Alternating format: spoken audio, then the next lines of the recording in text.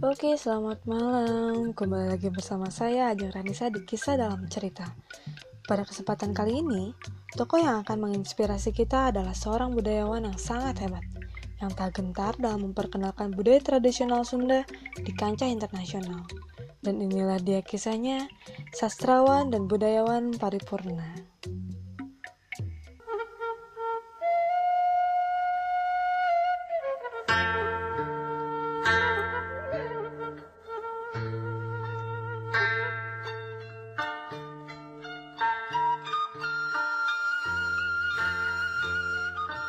Ayub Rosidi, seorang budayawan yang memiliki ciri khas yang cukup mudah diingat.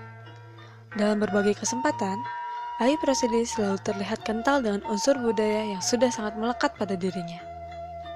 Penampilannya yang sederhana, dengan selalu menggunakan batik yang kental dengan budaya lokal kita, dan tak jarang, dalam beberapa kesempatan, Ayub Rosidi menggunakan pakaian khas Sunda yang disebut pangsi. Rambut yang tebal, muka yang bersahaja, dan mata tajam yang tersirat di balik kacamatanya membuat paras beliau semakin tegas terlihat.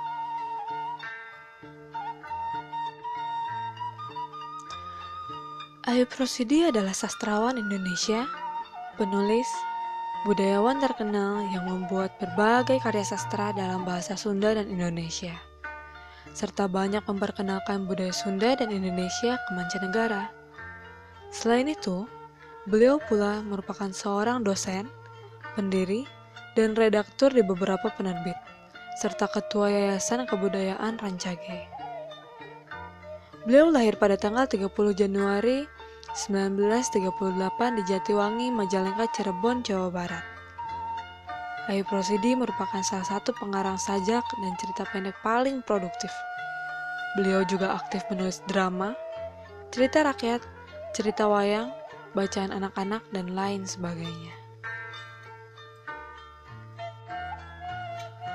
Pada usia 12 tahun, saat masih duduk di bangku kelas 6 sekolah rakyat, tulisan Ayub telah dimuat dalam ruang anak-anak di Harian Indonesia Raya. Ketika masih SMP, Ayub bahkan sudah menekuni dunia penulisan dan penerbitan. Tulisan-tulisannya berbahasa Indonesia, Sunda, dan Jawa.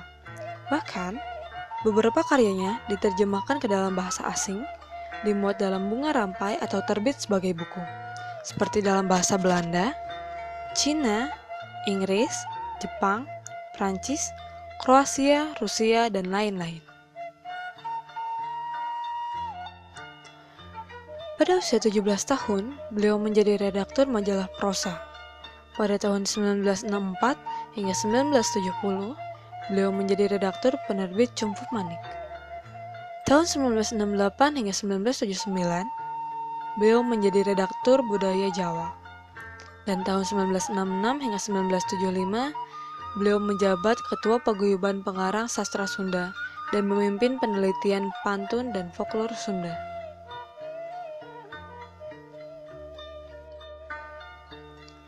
Setelah berkecimpung dalam dunia seni dan penerbitan di Indonesia, Ayub Rosidi mengembangkan ilmu pengetahuannya di Jepang. Di Jepang, beliau diangkat sebagai guru besar tamu di Osaka Gaikokugo Daigaku atau Universitas Bahasa-Bahasa Asing Osaka, guru besar luar biasa di Kyoto Sangyo Daigaku atau Universitas Industri Kyoto, di Tenri Gaigaku atau Universitas Tenri, dan di Osaka Gaidai atau Osaka University of Foreign Studies. Sejak tahun 1989, Ayub memberikan hadiah sastra Rancage kepada sastrawan atau budayawan daerah yang berjasa dalam bidang sastra dan budaya daerah, khususnya Sunda dan Jawa. Hal itu menunjukkan bahwa ia mampu mengembangkan kreativitasnya tanpa berhenti. Bersama beberapa sastrawan dan budayawan Sunda, Ayub berhasil menyusun ensiklopedia kebudayaan Sunda yang diterbitkan pada tahun 2001. Beberapa karya Ayub Rosidi diantaranya adalah berupa kumpulan puisi, kumpulan cerita pendek, novel, dan terjemahan dari bahasa Sunda.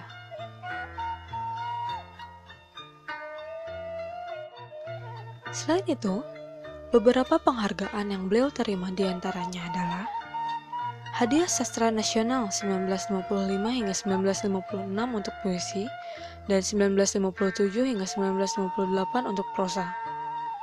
Hadiah Seni dari Pemerintah RI pada tahun 1993, dan Anugerah Hamengkubuwono IX tahun 2008 untuk berbagai sumbangan positifnya bagi masyarakat Indonesia di bidang sastra dan budaya. Sosok Ayub Rashidi di mata rekan-rekannya, sesama pecinta sastra dan kebudayaan, merupakan sosok yang sangat lengkap.